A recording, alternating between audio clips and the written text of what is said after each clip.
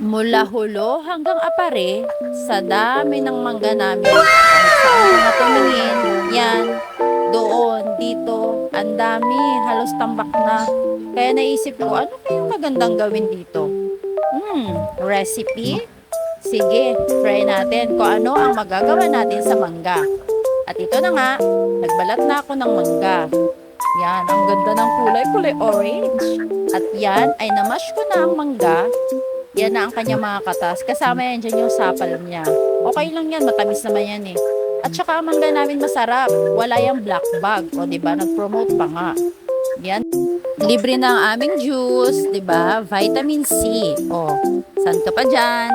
Kaya next, lalagyan natin siya ng milk. Birch tree. Hindi yan sponsored ng birch tree ha. Pinakita ko lang talaga kasi masarap yung lasa ng birch tree. Kaya yan ang lagi namin binibili na gatas.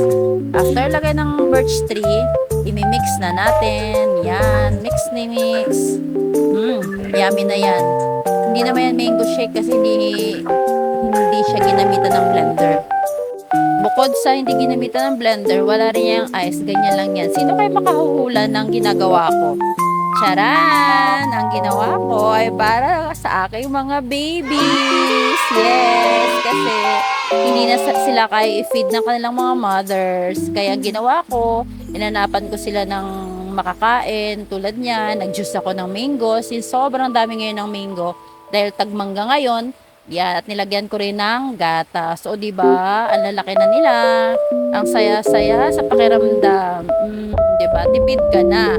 O, ikaw, pag nanay ka na nga at kulang ka sa budget at ganyan, kadami ang iyong mga anak, naku, talagang kailangan madiskarte ka. Dapat alam mo kung ano yung dapat na makakatipid sa'yo. Ikaw, anong for mommy ang kwento mo?